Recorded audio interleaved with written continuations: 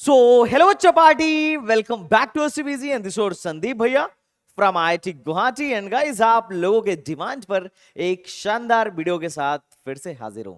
Well research video जिसमें आज हम लोग एक्सप्लेन करेंगे, एक अपना ऑनेस्ट रिव्यू देंगे, अनबायस्ड होकर रिव्यू दूंगा एनआईटी नोएडा का। और वीडियो देखने के बाद आपको सब कुछ क्रिस्टल क्लियर हो जाएगा कि भैया एनआईटी नोएडा हमें एनआईटी में हमें जाना चाहिए कि नहीं जाना चाहिए, आरओआई कैसी है और यहां पर एक इंटरनेशनल ट्रेनिंग प्रोग्राम चलता है तो वो कैसा है।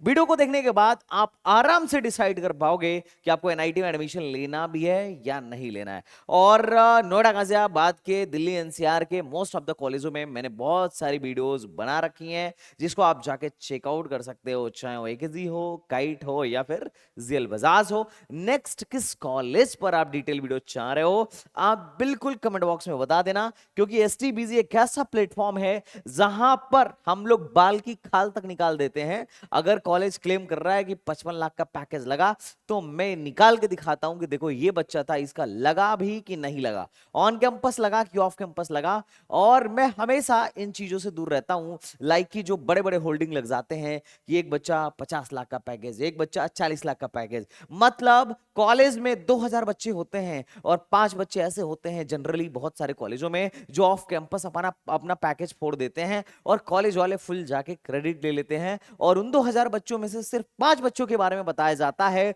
लेकिन कभी उन बच्चों के बारे में कोई चर्चा नहीं होती है जो 1.5 लाख, 2 लाख, 2.5 लाख और 3.5 लाख के जॉब पर जाके, मतलब 3.5 लाख एनम की बात कर रहा हूं, मंथली मत समझ लेना, अपनी जाके वही जो रोजी रोटी है कर रहे हैं उनके बारे में कोई कॉलेज चर्चा नहीं करता है। और उससे भी बुरा तब हो जाता है जब एक बच्चा जो जॉब चाह रहा है पर मजबूरी में उसे किसी ना किसी चीज की तैयारी करनी पड़ती है क्योंकि उसको जॉब ही नहीं मिलता है। बहुत सारी कंपनीज आई पर कहीं शॉर्टलिस्ट नहीं हुआ, इतनी ज्यादा बेरोजगारी चल रही है प्राइवेट कॉलेजों में, बहुत सारे प्राइवेट कॉलेजों में भर भर के सीटें बढ़ाई जा रही हैं। बच्चों को होता है ना कि एक तरफ से इनटेक दबा के बढ़ाया जा रहा है और इंजीनियर्स खटाखट खटाखट मैन्युफैक्चर किए जा रहे हैं, पर क्वालिटी शायद उतनी नहीं है जितनी एटलीस्ट होनी चाहिए। और वहां से फिर बेरोजगारी पैदा होनी शुरू हो जा रही है। ऐसा नहीं है कि मार्केट में जॉब नहीं है,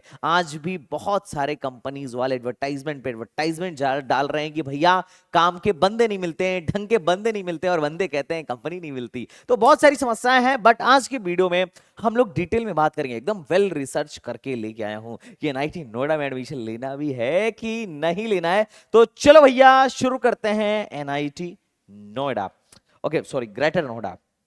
अगर मैं Noida institute of engineering and technology की बात करूं तो इसको 2001 में बनाया गया था और कैंपस बहुत छोटा है, आपके पूरे स्कूल के माफिक जितने में आपके शायद स्कूल का कैंपस होगा वैसे ही उतने में ही एनआईटी नोएडा का कैंपस है। कहां पर है भैया? नॉलेज पार्क में है। और मजे की बात यह है कि ये एक ऑटोनोमस इंस्टीट्यूट है जो बड़ा अच्छा चीज है। अब तुम बोलोगे भैया अच्छा कैसे है, मैं बता रहा हूं अच्छा कैसे है। जनरली बच्चे एकेटीयू के बारे में, एकेटीयू के मैनेजमेंट के बारे में हमेशा क्या करते रहते हैं, कंप्लेन ही करते रहते हैं कि भैया इस सेमेस्टर का इंडसेम आ गया, एकेटीयू वालों ने रिजल्ट नहीं जारी किया पिछले सेमेस्टर का। तो अधिकतर टाइम में बहुत सारे बच्चे कंप्लेन करते हैं कि भैया ऐसे बैक आ जाती है, एकेटीयू में मैनेजमेंट ऐसा है वैसा, मतलब बहुत सारी चीजें। अच्छा तुम बोल रहे हो कि यार संदीप भैया क्या बक रहे हो, एकेटीयू के बारे में कुछ भी बोल रहे हो क्या? नहीं मैं नहीं बोल रहा, जरा ट्विटर खोल के देखिए वहां के बच्चे क्या बोल रहे हैं, क्योंकि बहुत सारे बच्चे मोस्टली कॉलेजों में आज के टाइम में एकेटीयू में अपने बच्चे हैं। हाँ, जब बात होती है तो बहुत समस्याएं लाइन से काउंट कराना शुरू कर देते हैं। अच्छा इसमें क्या है, जनरली जो बाकी के कॉलेजेस हैं उनमें क्या है मैं बताता हूं, और एनआईटी में या आईटी लखनऊ में या काइट में आज के टाइम में फर्क क्या है मैं थोड़ा इसके बारे में बता देता हूं। जनरली आप समझो बोर्ड वाला मामला कि सीबीएसई बोर्ड पेपर बनाएगा, पढ़ाएंगे आपके स्कूल के टीचर, और कॉपी कौन चेक करेगा? बोर्ड वाले चेक करेंगे। आपके स्कूल के टीचर का काम क्या है? पढ़ाना। बाद में अगर आप पास होते हो तो डिग्री कहां से आएगी? बोर्ड से आएगी, सिंपल।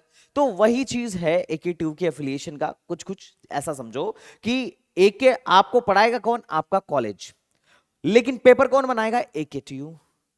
पेपर का जो तुम्हारी कॉपी होगा कौन चेक करेगा? एकेटीयू।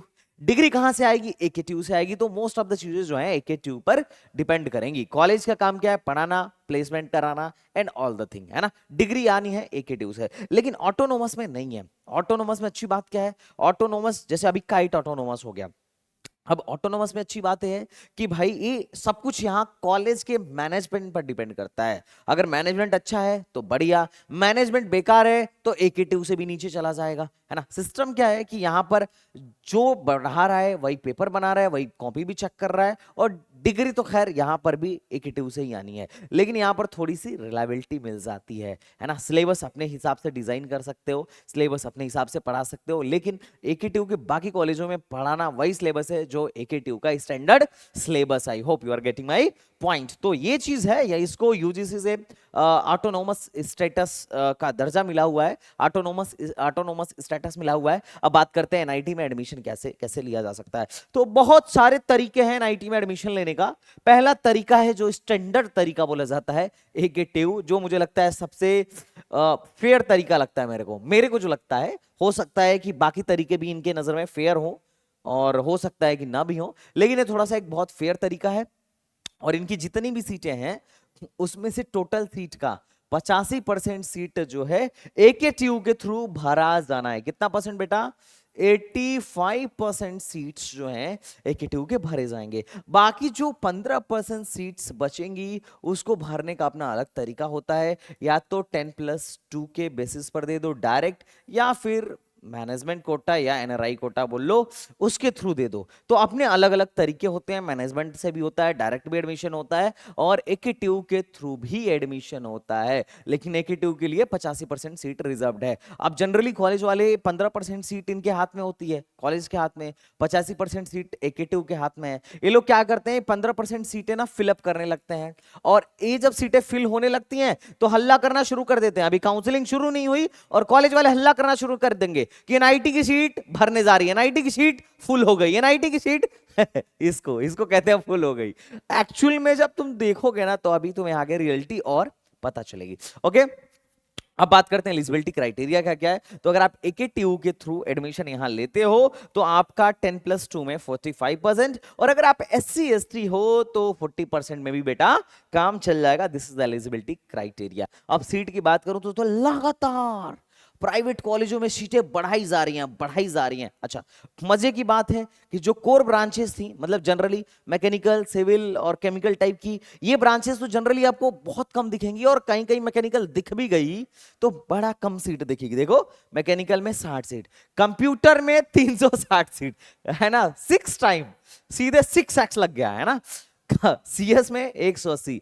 अच्छा, कंप्यूटर हिंदी रीजनल में 60, आईटी में 240, ईसी में 120, VLSI में 60, बायोटेक में 60 है। अच्छा, इनके यहाँ ना इंटरनेशनल प्रोग्राम भी चलते हैं, बहुत सारे इंटरनेशनल, सिंगापुर की, मलेशिया के और यूएस के यूनिवर्सिटीज के साथ इन लोगों ने पार्टनरशिपिंग कर रखा है, जिसमें क्या रहेगा कि 1 या 2 सेमेस्टर तुम्हें वहां जाकर पढ़ने का मौका मिलेगा। हाँ, अलग बात है, अब बाकी के एक्सपेंसेस और फीस थोड़ा सा ऑब्वियसली ज्यादा लगेगा, है ना। तो ये सीट्स हैं, देखो कि ये इस साल की सीट मैट्रिक्स है कि आईओटी में ये है, बिजनेस सिस्टम में 60 है, एआई में 180 है, एमएनसी मैथमेटिक्स एंड कंप्यूटिंग में 60 है, और ये इनका इंटरनेशनल वाला प्रोग्राम है।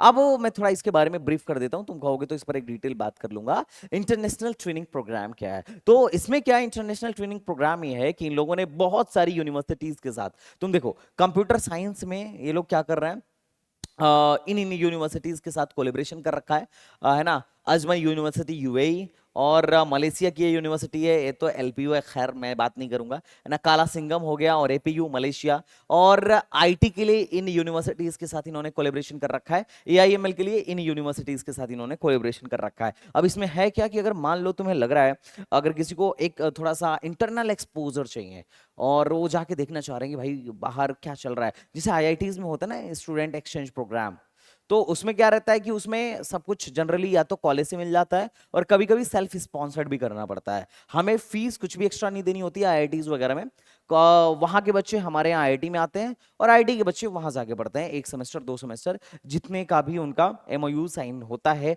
या फिर जो भी उनके टर्म्स एंड कंडीशंस होते हैं। पर यह है कि फिर अपना जो खर्चा है लाइक वीजा और पासपोर्ट और बाकी के जो अमाउंट्स एक्सपेंसेस हैं वो हम लोग को देखना पड़ता है, और कई बार कॉलेज की तरफ से स्पॉन्सर्ड भी होता है, तो अलग अलग चीजें होती हैं। लेकिन इनका क्या है, इनका पार्टनरशिपिंग है और इसमें बाकी के सारे खर्चे तुम्हें खुद ही देखने पड़ेंगे, एक तरीके से सेल्फ स्पॉन्सर टाइप का। लेकिन यह है कि अगर कोई एक थोड़ा इंटरनेशनल एक्सपोजर चाह रहा है, बाकी बाहर जाके भी आउट ऑफ द इंडिया जाके भी अपने कनेक्शंस बनाना चाह रहा है, तो देख सकता है 1 से 2 सेमेस्टर वहां पढ़ने को मिलेगा और वहां की क्रेडिट यहां पर ट्रांसफर भी हो जाएगी। मार्कशीट आपको एनआईटी की ही मिलेगी, लेकिन शायद ये लोग सर्टिफिकेट भी देंगे वहां कि आपने वहां से ये सब्जेक्ट्स पढ़ा है, वो तुम बोलोगे तो इस पर एक डीप डिटेल में बात हो जाएगी। This is the international tuning program, जिसके बारे में शायद लोगों को ज्यादा आइडिया नहीं है, पर एनआईटी में ये चीज भी है। अब बात करते हैं एनआईटी के हमें कौन कौन से ब्रांचेस एनबीए से एग्रेडेड हैं। तो यहाँ पर electronics, computer science and engineering,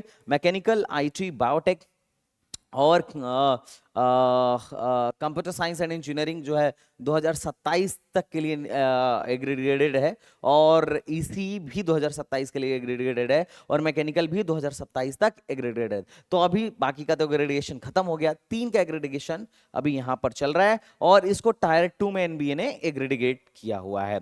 अब बात करते हैं कि अगर अभी तक आपको कोई कॉलेज नहीं मिला है और आप एकेटीयू के भरोसे बैठे हो, तो एक बड़ा सटीक चीज आपको बोलूंगा, बहुत सारे कॉलेज हैं यार, बहुत सारे कॉलेज हैं, नंबर ऑफ कैंडिडेट से ज्यादा यहाँ एकेटीयू में सीट है, लेकिन यहाँ पे इतने सारे कॉलेज ऐसे हैं कि अगर आपकी 4 लाख 5 लाख 6 लाख 7 लाख 8 लाख रैंक है, तो आप मतलब ऐसे ऐसे कॉलेज में पहुंच जाओगे जहां जाना बिल्कुल भी वर्थ इट नहीं है। इन्हीं दिल्ली एनसीआर के कॉलेजों में मैंने एक जबरदस्त लिस्ट बनाई, पहले उन कॉलेजों की लिस्ट बनाई कि यार किसी बच्चे को अगर भेजना हो तो फर्स्ट प्रेफरेंस क्या होनी चाहिए। अगर प्राइवेट में जाने के लिए बच्चा ठान ही लिया है, हालांकि मैं ज्यादा प्राइवेट कॉलेज को कभी वो नहीं करता हूं, अगर ढंग का प्राइवेट कॉलेज है तो मैं बोलता भी हूं कि हाँ ढंग का है, लेकिन जनरली मैं कोशिश करता हूं कि बच्चे को एक ठीक ठाक गवर्नमेंट का कॉलेज ही मिल जाए, क्योंकि गवर्नमेंट कॉलेज होने के अपने अलग अलग फायदे हैं।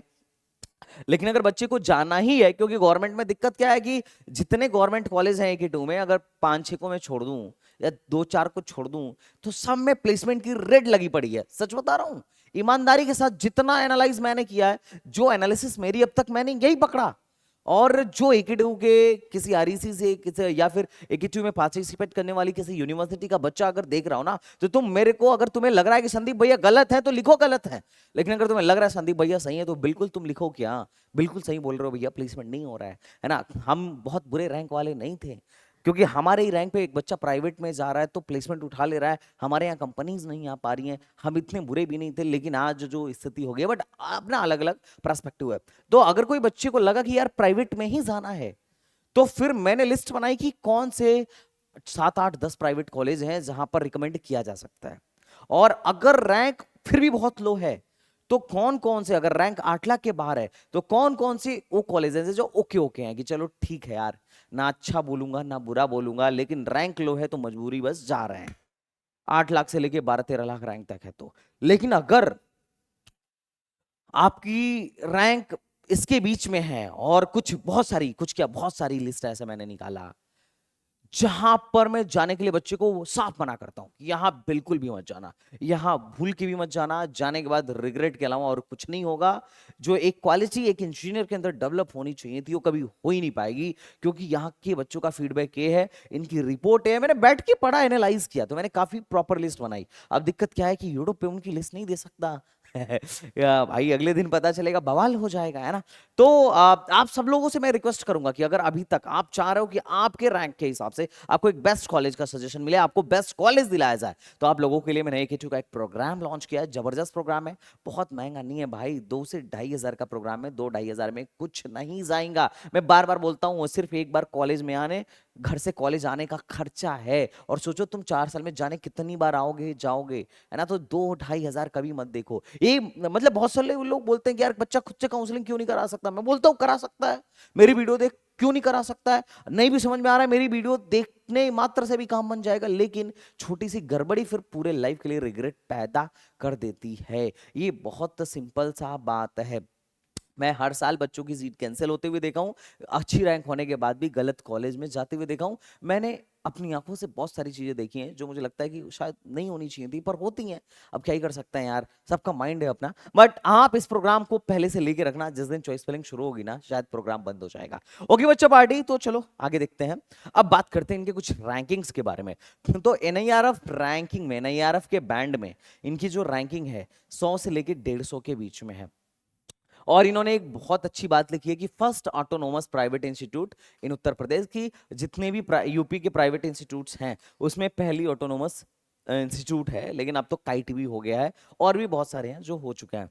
नैक ने इसको ए का एग्रेडिकेशन दिया है, और एनबीए में ये ब्रांचेस इनकी अभी भी, जो तुम्हें सीएससी मैकेनिकल और आईटी इलेक्ट्रॉनिक्स दिखा रहा था, एग्रेडिकेटेड है। उसके अलावा और भी कुछ चीजें हैं जो इन लोगों ने दिखा रखा है, बट खैर जो काम की चीजें थी वो इनकी वेबसाइट पे मिली ही नहीं। सबसे ज्यादा काम की चीज पता है क्या थी? इनका एनआईआरएफ रिपोर्ट। बच्चे पहले एनआईआरएफ रिपोर्ट पढ़ते ही नहीं थे, फिर मैंने इनको एनआईआरएफ रिपोर्ट पढ़ना बहुत बेहतरीन ढंग से सिखाया। जो बच्चे जानते होंगे, पहले यूट्यूबर भी एनआईआरएफ रिपोर्ट नहीं लाके समझाते थे बच्चों को, फिर मैंने एनआईआरएफ रिपोर्ट्स के हिसाब से इनको सिखाया बच्चों को कि देखो पहले रिपोर्ट समझो, रिपोर्ट पढ़ो, बहुत सारे क्वेश्चन का आंसर तुम्हारे रिपोर्ट ही दे देगा। लेकिन इन लोगों ने रिपोर्ट के साथ पता नहीं क्या किया है। जैसे यहाँ पर अगर कोई बच्चा जाए, तो मान लो मैं यहां जाऊं और डालूं एनआईटी एनआईआरएफ रिपोर्ट, तो ये इनकी रिपोर्ट नहीं दिखती है। समझ रहे हो? एनआईआरएफ में तो सब दिखाते हैं, ठीक है, कि इंजीनियरिंग कैटेगरी में 2024 में 25 में हमारा क्या रहा, किस बैंड में रहे, everything they are going to show. लेकिन एनआईआरएफ रिपोर्ट नहीं दिखाते हैं। देखो क्या है,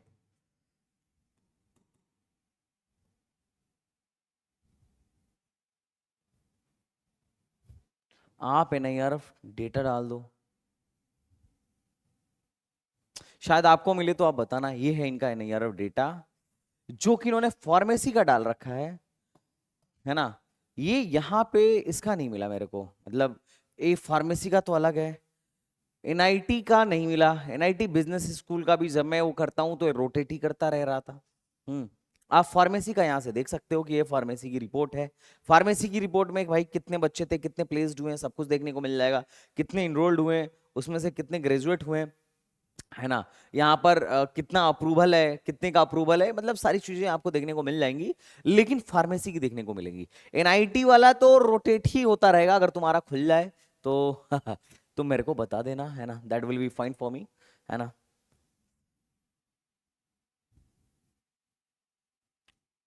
हाँ मिल गया, लो ये है 2024 का, 25 का नहीं मिला।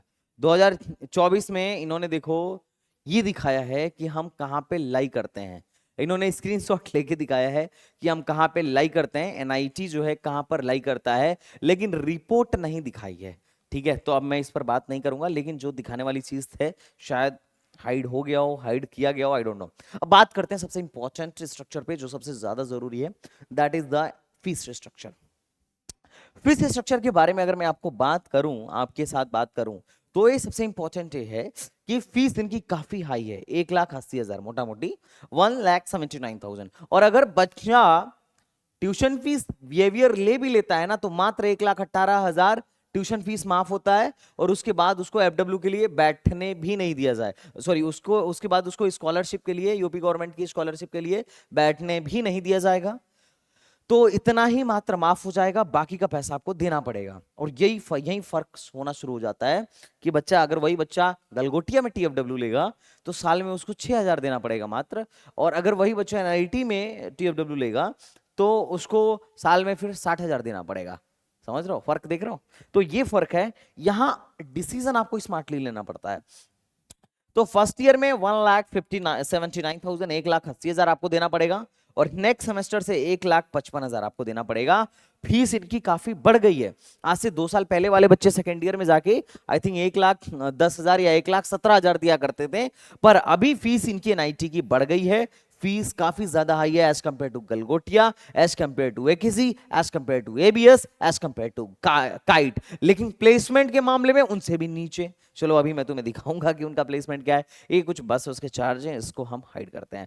अब इन्होंने प्लेसमेंट में ऑफिशियली ये बात बोली है कि सब कुछ मिला जुला के हमारे यहाँ से हाईएस्ट पैकेज 51 एलपीए है और एवरेज पैकेज जो है वो 6 एलपीए का है, और टोटल 2700 से ज्यादा कंपनीज, 2700 से ज्यादा हमारे यहाँ ऑफर्स आए हैं, और 700 प्लस नंबर ऑफ ऑर्गेनाइजेशन जो है हमसे एसोसिएटेड हैं, और 2000 प्लस रिक्रूटर्स। पता नहीं, मेरे को तो कुछ ज्यादा समझ में नहीं आया कि इन्होंने दिखा रखा था कि भाई रिक्रूटर्स हैं जो including Google, Amazon, Microsoft, Samsung, HP और कैपजेमिनी, सेल्फोर्स, पालो अल्टो एंड मैनी मोर, जिन्होंने हायर किया एनआईटी के स्टूडेंट को। अब यहाँ पर थोड़ा सा कैच था। कैच क्या था कि बहुत सारे लोगों को लगता है कि ये टॉप की कंपनीज गूगल, अमेजॉन, एनआईटी में आती हैं 2000 कंपनीज, 2000 से ज्यादा कंपनीज, जो कि कैच ये था कि ये इन कंपनीज ने इनके बच्चों को हायर किया।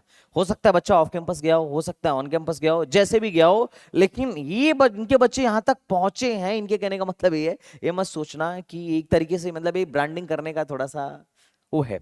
और इन्होंने और भी बहुत सारी चीजें बोली हैं, और इन्होंने बोला कि 150 कंपनीज जो हैं, जो आईआईटीज, एनआईटीज, एनआईएम से रिक्रूट करती हैं, एनआईटी से भी रिक्रूट करती हैं, तो ये मत समझना एनआईटी में विजिट करती हैं है ना। अब बात करते हैं इनके प्लेसमेंट की, जो सबसे ज्यादा इंपॉर्टेंट है। ये प्लेसमेंट डेटा जो है कहीं पर अवेलेबल नहीं है, सिर्फ तुम्हें शायद एसटीबीजी पर दिख रहा हो। अब तुम इस पे क्वेश्चन भी उठाओगे कि हाँ भैया एसटीबीजी पे ही दिख रहा है, और आप कैसे बता सकते हो कि इनका एवरेज पैकेज कैसा है। अब ये पहले मैं तुम्हें कुछ चीजें क्लियर करता हूं। इसको बनाने में मेरे को बहुत टाइम लगा, बहुत मेहनत से मैंने ये चीज निकाली है। अब मैं तुमसे कुछ चीजें ना क्लियर कर देता हूं। पहले चीजें क्या है कि देखो भाई, चीज बड़ा सिंपल है। ये जो चीज मैंने निकाली है, ये जो है पहली बात 2023 का डेटा है। अब बोलोगे भैया 2024 का डेटा कहाँ मिला? तो देखो, ये तो हम लोग बड़ा उससे निकालते हैं, ऑफिशियल रिपोर्ट है। किसकी?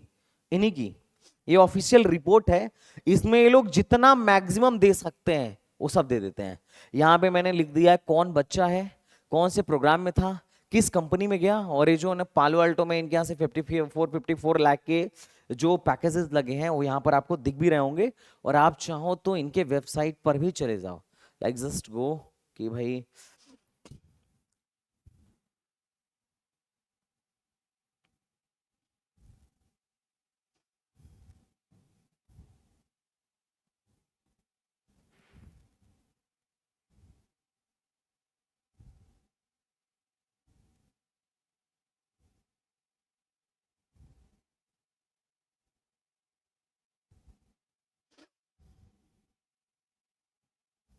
यहाँ पे वेबसाइट पे चले जाओ, एनआईटी।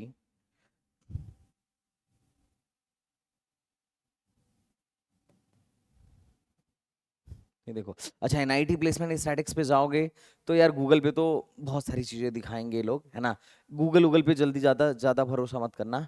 ऑफिशियल वेबसाइट पे पहले जाके देखो कि ऑफिशियल वेबसाइट पे क्या है। इस पे इन्होंने बोला है कि महिमा कौशिक का 51 लाख का हाईएस्ट पैकेज है। जहां तक मैंने बच्चों से इंफॉर्मेशन निकाली जो वहां पे है फाइनल ईयर और थर्ड ईयर वाले, उनका कहना था कि भैया ये महिमा कौशिक माइक्रोसॉफ्ट में गई तो जरूर थी लेकिन ऑफ कैंपस था। उसके अलावा पालो अल्टो में एक थी जिनका 46 एलपीए का पैकेज लगा था। उसके बाद से फिर पैकेजेस घटने शुरू हो गए, और बस यही कुछ स्टार थे जो 2024 में हुए हैं। मैं जो डेटा आपको दिखा रहा हूँ वो 2022-23 बैच का दिखा रहा हूँ। आई डोंट नो शायद ये खुल रहा है कि नहीं, है ना। यहाँ पे शायद खुल नहीं रहा है, बट मैं वो जो डेटा है इसका दिखा रहा हूं। अगर ये प्रोफाइल खुलती तो आपको शायद क्लियर हो जाता। हमने कुछ चीजें यहाँ पे निकाली भी है, वो मैं आगे आपको दिखा दूंगा। अब आप मोटा मोटी ये समझो कि भाई मैं गुमराह नहीं कर रहा हूं, मैंने ये डेटा यहां से निकाली है, और यहां पर जितने मैक्सिमम इनके पैकेजेस हैं ऑफिशियली ऑफर लेटर के साथ, ये नहीं कि फर्जी, वो इन्होंने डाल रखा है। हो सकता है कि इसमें से मैक्सिमम बहुत सारे प्लेसमेंट्स हो ऑफ कैंपस हो, और लेकिन इसमें ज्यादा ही होगा, कम मेरे को नहीं लगता कि कम हो, है ना। ज्यादा ही होगा, कम नहीं हो सकता है। ये बात मुझे जहां तक है कि अगर कोई भी कॉलेज अपना रिपोर्ट देगी तो ज्यादा से ज्यादा प्लेसमेंट्स को ही शो करने की कोशिश करेगी, कम प्लेसमेंट को शो नहीं करेगी, खासकर एक प्राइवेट यूनिवर्सिटी। तो ये बात आप समझ लो। अभी बच्चों के नाम हैं जो मुझे लगता है कि मुझे हाइड कर देना चाहिए, क्योंकि बाद में बच्चे कहने लगते हैं कि भैया यार मेरी 4 लाख की पैकेज लगी थी और आप ले जाके उधर दिखा रहे थे, यार मेरे रिश्तेदार देख लिए थे, प्लीज थोड़ा सा वीडियो कट कर दो, है ना। तो कट करने की नौबत ना है, मैंने बच्चों का नाम हाइड कर दिया। अब एक 2 पैकेज मात्र ऐसे थे, एकदम ईमानदारी से बता रहा हूं, जो मेरे को मिला, 2 पैकेज मात्र ऐसे थे जो 12 लाख से ज्यादा के थे। बाकी के 2 ही थे 2023-24 में, सॉरी 22-23 में। 2023 के बैच में सिर्फ 2 लोग ही थे जो 12 लाख से ज्यादा के पैकेज पे गए थे। बाकी पूरी जनता 1400 जनता थी इनके पास। और इंजीनियरिंग का मिला के मैं तुम्हें ये भी बता सकता हूं कि टोटल जनता कितनी थी। टोटल जनता जो थी 1093 उस टाइम पे जो पास हुई थी 2023 में, मतलब आई थिंक 19 बैच में एडमिशन हुआ होगा, मतलब 19-20 बैच में एडमिशन हुआ होगा, 2023 में पास हुई थी। 1093 जनता को प्लेसमेंट मिला था और उसमें से सिर्फ 1093 जनता में से सिर्फ 2 लोग थे जिनका 54 लाख का पैकेज लगा। बाकी सारे लोग 12 लाख से कम पे गए थे। पहला तो सोचने वाली बात यही है। दूसरा, कुछ जनता ऐसी भी थी जैसे यहां से लेके यहां तक की, है ना, जिनका 10 लाख से ज्यादा का पैकेज लगा। यहां पे काउंटिंग देख लो, 17 लोग ऐसे थे, 17 लोग पूरे 1000 में से मात्र 17 लोग ऐसे थे जिनका पैकेज जो है 10 लाख से लेके 11 लाख के बीच में लगा। ये भी सोचने वाली बात है ना। 1000 में से 2 ही लोग 12 लाख से ज्यादा पर हैं और 17 लोग 10 से 11 पर हैं। अगर तुम्हें यकीन हो, जब तुम इसको जीएल बजाज से कंपेयर करो तो तुम खुद भी बोलोगे कि हाँ यार शायद जीएल बजाज काफी बेहतर प्लेसमेंट दे रहा है। उसके अलावा ये कुछ जनता थी जो 10 लाख पे थी, है ना, 10 लाख पे थी और 6 लाख से ज्यादा की थी।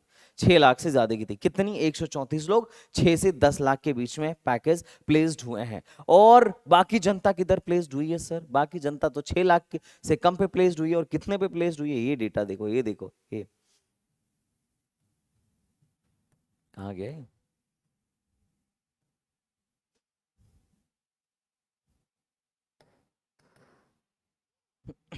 रुको, आप देखो, पहले इधर अपन इसको हाइड कर लेते हैं, ठीक है, ये हाइड कर लेते हैं, ठीक है। आप देखो इधर स्मॉलेस्ट टू लार्जेस्ट करते हैं। ये लोग बहुत सारे ऐसे बच्चे हैं जो मतलब आईटी वाईटी के बच्चे, इलेक्ट्रॉनिक्स तक के बच्चे 2 लाख 1.44, मतलब बहुत देख लो ब्रांच कि दो दो मतलब 2-2.5 लाख के पैकेज पर जाके प्लेस्ड हुए थे।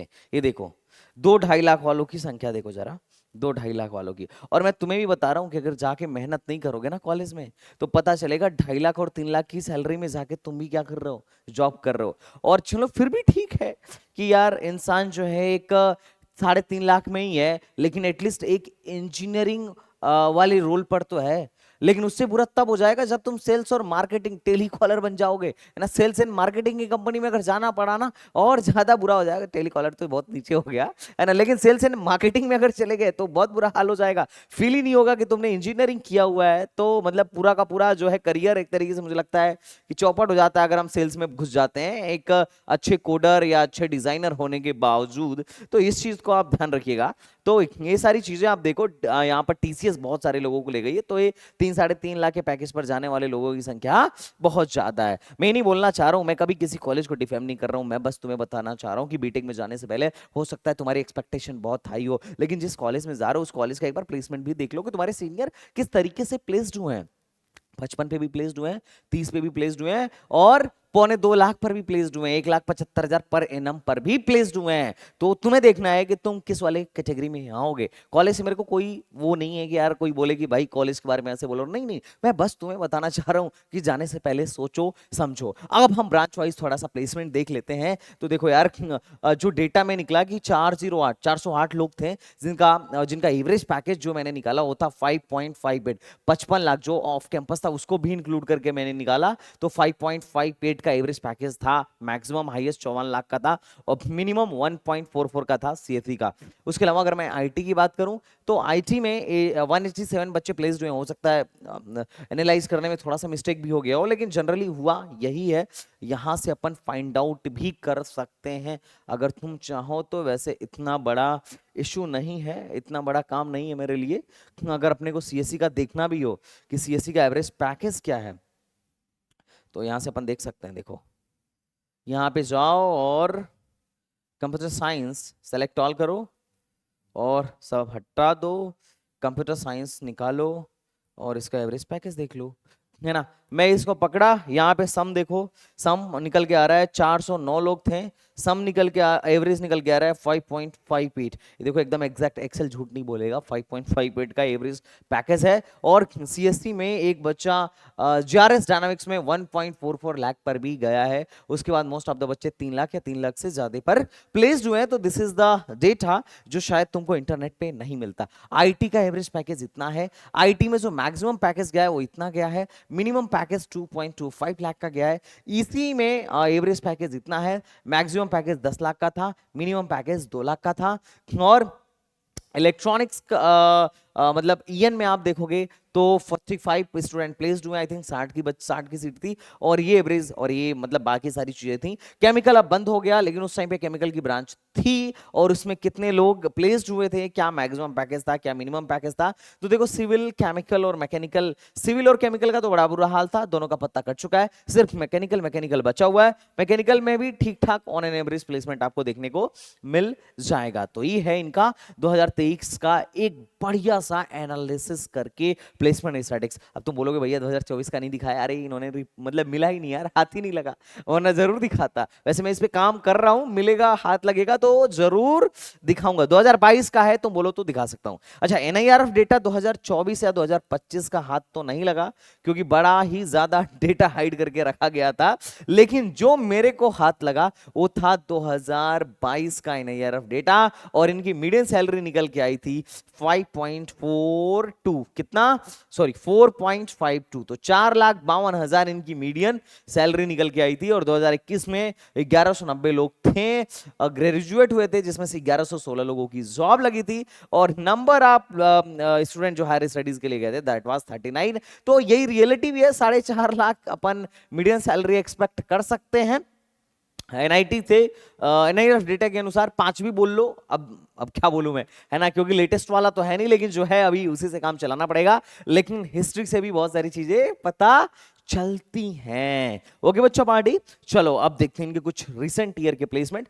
तगड़े तगड़े पैकेजेस आपको देखने को मिल रहे होंगे, लेकिन ध्यान रखना कि सिर्फ इन पैकेजेस को देख के किसी भी कॉलेज को डिसाइड मत करना, क्योंकि उसके पीछे की जो सच्चाई होती है ना, ये जो टॉप के पैकेजेस होते हैं सबको दिखते हैं, लेकिन ये जो सच्चाई है ना 1.4 और 2 लाख 2.5 लाख वाली, वो नहीं दिखती है। अगर तुम सीएससी छोड़ो, यहाँ पे अगर मैं फिल्टर लगाऊं ना सीएससी के अलावा ईसी का फिल्टर लगाता हूं, देखो ईसी का फिल्टर लगा दूं अगर, या आईटी का फिल्टर लगा दूं, तो देखो आईटी में कोई एक सिंगल बच्चा नहीं था, ये देखो लार्जेस्ट टू स्मॉलेस्ट कर रहा हूं, जो 11.15 से ज्यादा का पैकेज पाया हो। आईटी में कोई एक सिंगल बच्चा नहीं था, बात समझ में आ रहा है क्या। और उसमें भी देखो दो मतलब 2.25 2.24 मतलब बहुत सारे बच्चे थे जिनकी प्लेसमेंट इस हिसाब से लगी थी। लेकिन अगर आप एक एवरेज बच्चे भी हो तो 5 लाख तक का है, तो एवरेज पैकेज मुझे लगता है आपको इस कॉलेज में भी जाके मिल जाना चाहिए। बाकी कुछ 2024 की प्लेसमेंट्स हैं जो ये दिखा रहे हैं, और मजे की बात है इन्होंने बताया कि इस साल 2024 में कैप जेमिनी ने 184 एनआईटियंस को, मतलब एनआईटियंस नहीं एनआईटियंस को हायर किया है। और ये डेटा अगर तुम 2024 का देखो ना 2023 का, तो कैप जेमिनी 2023 में 204 लोगों को लेके गई थी, और कैप जेमिनी जो प्लेसमेंट दिया था वो मिनिमम 4.25 का था और मैक्सिमम 7.5 का पैकेज था कैप जेमिनी का। उसके अलावा डीएक्सटी टेक्नोलॉजी थी 132 लोगों को लेके गई थी और 4.2 लाख के पैकेज पर। अब सोचो ये जो मास रिक्रूटिंग कंपनीज है ना, इन कंपनीज की वजह से जनरली जो कॉलेजेस हैं दिल्ली एनसीआर के गवर्नमेंट एंड प्राइवेट कॉलेजेस, इनका प्लेसमेंट परसेंटेज बढ़ जाता है। ये चीज तुम्हें थोड़ा सा समझना पड़ेगा कि जनरली अब जैसे बैजूस थी, अब बैजूस तो खैर बंद हो गई, कॉग्निजेंट थी, मास रिक्रूटिंग एमएनसी है, 46 लोगों को लेके गई थी। टीसीएस निंजा तो हर कॉलेज में आनी आनी है, इधर चाहे वो पूल कैंपस में आ जाए या फिर ऑन कैंपस में आ जाए, कई बार तो वो लोग अपना डायरेक्ट एग्जाम ही ले लेते हैं। बट एनीवेज ये कुछ कंपनीज हैं जिन्होंने किन किन बच्चों को ले किन कौन कौन से बच्चों को लेके गई हैं, इसका आइडिया आपको देखने को यहाँ पे मिल जाएगा। और बाकी अगर आप यहाँ से देखो तो एक और चीज आपको पता चलेगा, लार्जेस्ट से अगर हम स्मॉलेस्ट से लार्जेस्ट की तरफ चलें तो कौन कौन सी कंपनीज थी जो कितने लाख पर किस बच्चों को लेकर गई हैं, इसका भी आइडिया आपको यहाँ पर देखने को मिल जाएगा। ओके बच्चा पार्टी, तो ये है एक बेसिक सा डेटा, बाकी ये देख के आप समझ लो कि किस तरीके के प्लेसमेंट्स होते हैं। 2024 के प्लेसमेंट्स हैं कि गेनपैक आई थी, कोटक महिंद्रा आया था, आई थिंक अभी यशपे में इनके कुछ बच्चे थे जिनका जसपे में क्या हुआ है, आई थिंक 27 लाख पर शायद इंटर्न मतलब इंटर्न प्लस पीपीओ के लिए आई थी, मतलब प्री प्लेसमेंट ऑफर के लिए आई थी, इंटर्नशिप प्लस प्लेसमेंट के लिए आई थी। अब उसका डेटा इन्होंने दिया नहीं, लेकिन बच्चों से जब बात हुई तो पता चला एनीवेज। तो ये आप डेटा थोड़ा सा देख सकते हो कि इनके क्या क्या प्लेसमेंट्स हुए हैं, जो कि ठीक है कि इनके प्राइम रिक्रूटर्स क्या हैं। माइक्रोसॉफ्ट, खैर इसमें मैं बता रहा हूँ कि इसमें कहीं तुम्हें अमेजॉन नहीं दिखेगी, जो मैंने लिस्ट निकाली थी ना, जो इसमें कहीं मेरे को, खैर मैंने अच्छे से बैठ के चेक किया, जो टॉप के थे उसमें है ना, पालो अल्टो वगैरह में इनके बच्चों का तो प्लेसमेंट इन्होंने दिखाया है कि हुआ है, लेकिन जो इन्होंने प्राइम रिक्रूटर से दिखाया है, कौन माइक्रोसॉफ्ट में 2024 में एक का गया ऑफ कैंपस, लेकिन अमेजॉन हो गया, गोल्डमैन शैक हो गया, जेपी मॉर्गन हो गया, है ना, सेल्फोर्स हो गया, इनमें अभी तक बच्चों का मेरे को दिखा नहीं कि अभी रिसेंटली 2024 का तो डेटा, 2023 का तो पूरा डिटेल में डेटा था कि कौन गया है, शायद 2024 या 25 में कोई गया हो तो हो सकता है इन्होंने डाला था। बट ठीक है, सही है कि रिक्रूटर्स दो तरीके के हो सकते हैं, या तो आपके कैंपस में वो विजिट करते हो या फिर वो आपके बच्चों को रिक्रूट करते हो ऑन कैंपस के बजाय ऑफ कैंपस, तो लोग उसको भी अपने रिक्रूटर्स में डाल देते हैं।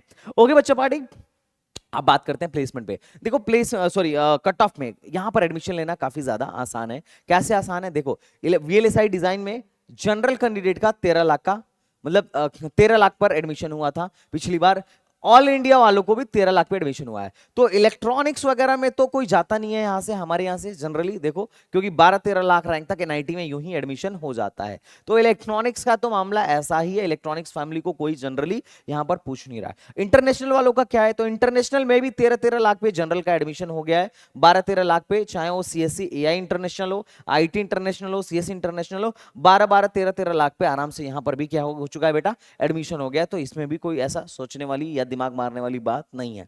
दिमाग मारने वाली बात यह है कि भैया सीएससी में किस रैंक तक एडमिशन है और एआई में किस रैंक तक एडमिशन है, एआईएमएल में क्या है, साइबर सिक्योरिटी में, आईओटी में क्या है। हिंदी में टेंशन मत लो, हिंदी में 10 लाख से बाहर ही इनकी सीटें भरती हैं। ये ऑल इंडिया मतलब अदर स्टेट का कोई था जो 7 लाख पे ले लिया था, अदरवाइज हमारे यूपी वाले बच्चे तो खैर इसको भी ज्यादा, रीजनल वाले को भी नहीं पूछते हैं। बाकी मामला सीएसओएस का है, तो देखो सीएस बिजनेस सिस्टम 13 लाख तक गया था जनरल का, कोई टेंशन वाली बात नहीं है। सीएससी 6-6, 7-7 लाख रैंक तक गया है ना, आईटी 9-9 लाख रैंक तक, और ओबीसी वगैरह में 13-13 लाख रैंक तक गया है। तो एडमिशन इतना कुछ खास ज्यादा टफ नहीं है। कोर सीएससी जो है ओबीसी इनके लिए 3,74,000, ओबीसी के लिए लास्ट ईयर 4,59,000, 4,60,000 मोटा मोटी मान लो, ईडब्ल्यूएस के 4 लाख, और एससी में तो 12 लाख तक एडमिशन, और एसटी को तो आने की जरूरत ही नहीं पड़ी होगी, है ना। तो कोर सीएससी में थोड़ा सा आपको कट ऑफ ठीक देखने को मिलेगी, लेकिन जैसे जैसे आप नीचे जाएंगे, आईओटी वगैरह में आएंगे 12 लाख रैंक तक एडमिशन,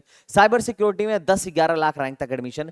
तो एडमिशन लेना एनआईटी में कोई खास बड़ा टफ नहीं है। तो भैया जब टफ नहीं है, इतना इजीली एडमिशन हो जाता है, तो वीडियो का ही बनाया। वीडियो इसलिए बनाया क्योंकि बच्चे बहुत सारे बच्चे कंफ्यूज थे, एनआईटी लेकर चिल्ला रहे थे यूट्यूब पे, तो मुझे लगा भाई एक वीडियो तो बनता है। हालांकि काफी इसके लिए भी मेरे को मेहनत करना पड़ा। तो एडमिशन कोई ज्यादा टफ नहीं है, अगर किसी की रैंक 5 लाख, 6 लाख, 7 लाख के बाहर है तो बिल्कुल वो सोच सकता है, एडमिशन मुझे लगता है कि आसानी से हो जाएगा। तो ये रहा कट ऑफ, और मैं फिर से आपको रिमाइंड कराऊंगा कि एकेटीयू का काउंसलिंग प्रोग्राम हमारा चल रहा है, and definitely you can join us. और मजे की बात है कि भैया प्रोग्रामिंग का भी बैच हम लोगों ने लॉन्च कर दिया है, सी प्रोग्रामिंग के कोर्स को भी आप ज्वाइन करिए, क्योंकि काउंसलिंग की जर्नी आपकी बड़ी लंबी है, टाइम लगेगा, है ना। अभी 1 महीने बैठ के करोगे क्या, तो इससे अच्छा है तुम क्या करो, प्रोग्रामिंग सीखो। और एक बात और है भाई, मैं जो अपने ओपिनियन से तुम्हें बताना चाह रहा हूँ कि देखो, मैं कभी किसी कॉलेज को ऐसा नहीं है कि कभी बायस्ड होके वीडियो बनाता हूँ कि कोई कॉलेज वाला मेरे को पैसा दे दिया, मैं उसके बारे में अच्छा बोल दिया, या किसी कॉलेज से खुन्नस होगी खराब बोल दिया। नहीं, मैं हमेशा अनबायस्ड वे में वीडियो बनाता हूँ, और वीडियो का एक ही मोटिव होता है कि बच्चों को एक सही मार्गदर्शन दिया जाए। अगर तुम्हें मेरी कोई चीज अच्छी लगती है रखो, बुरी लगती है हटा दो, क्योंकि अपना अपना सबका ओपिनियन होता है। बाकी मेरे को किसी कॉलेज को डिफेम करने या हार्म करने का मेरा कभी कोई इंटेंशन होता ही नहीं है। मैं बस ये चाहता हूं कि एक बच्चा सही तरीके से, समझदारी से एक कॉलेज को चुने, क्योंकि आगे चल के कॉलेज ही डिसाइड करेगा, आपके आसपास का परिवेश ही डिसाइड करेगा कि आप किस तरीके के इंजीनियर बनने वाले हैं। तो चलो मिलते हैं फिर नेक्स्ट वीडियो में, तब तक के लिए बाय बाय, टाटा एंड जय हिंद।